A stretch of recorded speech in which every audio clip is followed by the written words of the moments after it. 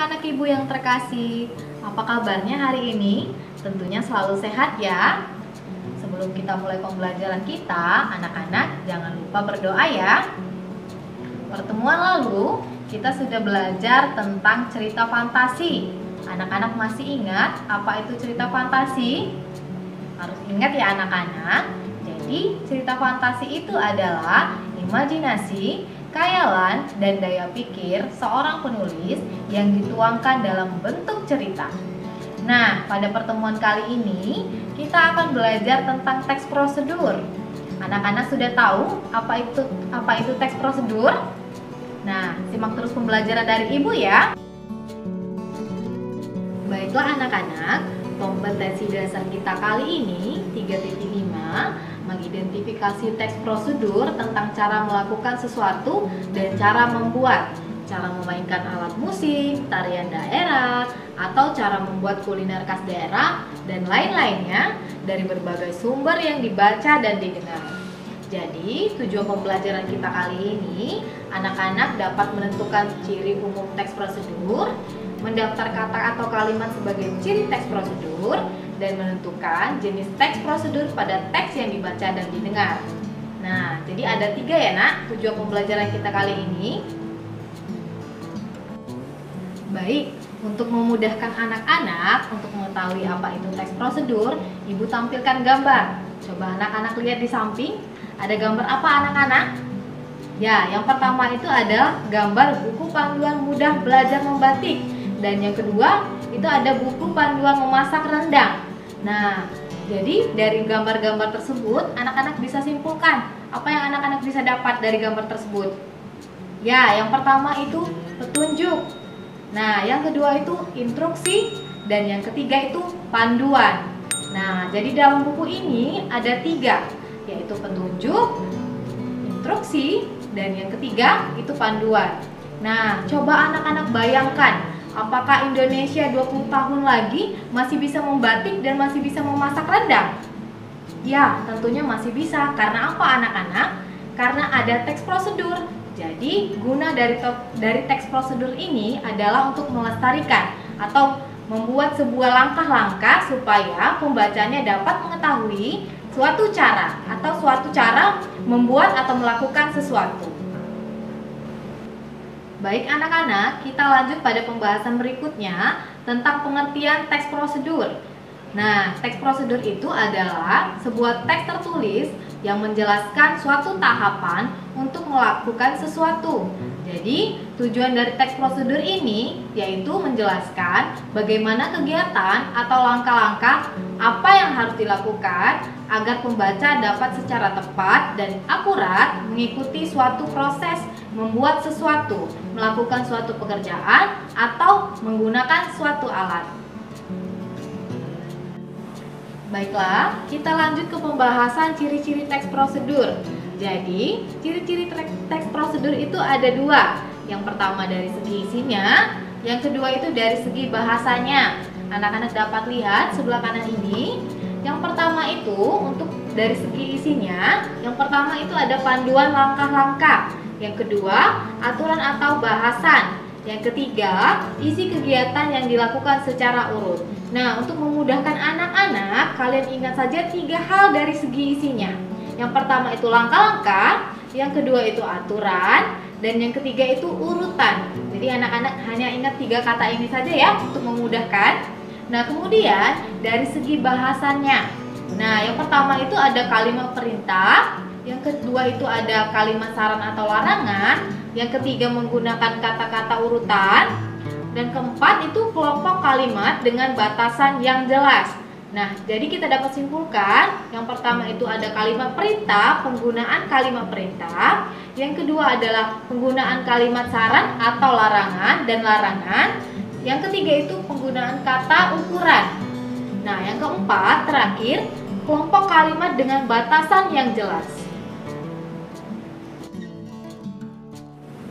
Kita lanjut lagi untuk pembahasan jenis teks prosedur. Itu ada 3 anak-anak. Yang pertama itu teks prosedur untuk memandu cara menggunakan. yang kedua itu teks prosedur untuk memandu cara melakukan kegiatan, dan yang ketiga itu teks prosedur untuk memandu cara membuat. Nah, untuk lebih memudahkan anak-anak, sekalian kita buat tugas ya. Nah, jadi lihat di sebelah kanan ibu ini, ada apa anak-anak? Ada gambar, ada 3 gambar. Ini sebagai tugas juga untuk anak-anak. Yang pertama itu gambar membatik, yang kedua itu gambar mencuci tangan, dan yang ketiga ini gambar orang sedang memegang doll. Nah, jadi coba anak-anak cocokkan dari 3 gambar ini ke 4 kata yang ada di bawahnya itu, mana yang pas? Ataukah cara memainkan, ataukah cara menggunakan, atau cara membuat, atau cara melakukan? Coba anak-anak cocokkan. Nanti anak-anak tulis di buku tulis mana yang cocok, kata yang cocok untuk gambar yang cocok. Contohnya, gambar 1 itu cocok ke C, cara membuat. Apakah benar? Nah, anak-anak buat di buku tulis ya.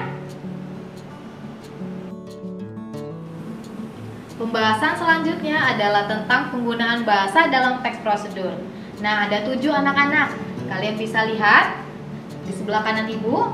Nah, yang pertama itu adalah kalimat perintah. Yang kedua itu penggunaan bahasa bentuk pasif. Yang ketiga itu kriteria atau batasan. Yang keempat kata keterangan cara, keterangan alat, dan keterangan tujuan. Yang kelima kalimat saran atau larangan. Yang keenam kata penghubung, pelepasan, kata acuan. Dan yang ketujuh akhiran i dan akhiran kan. Nah, pada pertemuan kali ini kita akan bahas 3 terlebih dahulu. Yang pertama itu kalimat perintah, yang kedua itu penggunaan bentuk pasif, dan yang ketiga kriteria atau batasan. Yang pertama, penggunaan kalimat perintah. Nah, anak-anak bisa lihat ciri-ciri kalimat perintah. Itu ciri-cirinya adalah intonasi pada bagian tengah kalimat naik atau meninggi, diakhiri dengan tanda baca atau tanda seru. Nah, biasanya menggunakan partikel lah atau kan. Berikut ini contoh pernyataan dan bentuk kalimat perintahnya. Pernyataannya, Anda perlu memosisikan tubuh sejajar dengan monitor. Nah, kalimat perintahnya, posisikan tubuh sejajar dengan monitor. Nah, jadi kalimat perintah ini coba anak-anak lihat pada kalimat posisikan. Nah, itu adalah bentuk contoh kalimat perintah dengan bentuk ada partikel kan di sana. Nah, sudah paham ya anak-anak? Jadi, pernyataannya adalah Anda perlu memosisikan tubuh sejajar dengan monitor, tapi ketika kita menulis di teks prosedurnya, kita buat jadi kalimat perintah, posisikan tubuh sejajar dengan monitor. Kita lanjut ke pembahasan kedua, yaitu tentang penggunaan bentuk pasif untuk proses.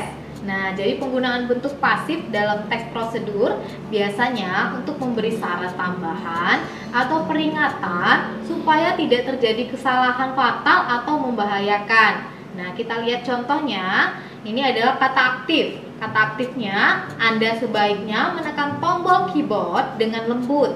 Nah, tapi ketika kita menulis di teks prosedurnya, proses pasifnya itu tombol keyboard sebaiknya ditekan dengan lembut. Nah, jadi ketika kita menulis dan berbicara, kita itu beda ya nak tulisannya di dalam teks dan ketika kita lisankan. Nah, jadi lisan itu diaktif di bagian kata aktif ini. Nah, jadi ketika ditulisan, proses pasifnya ditulis dengan tombol keyboard sebaiknya ditekan dengan lembut. Nah, jadi seperti itu ya anak-anak.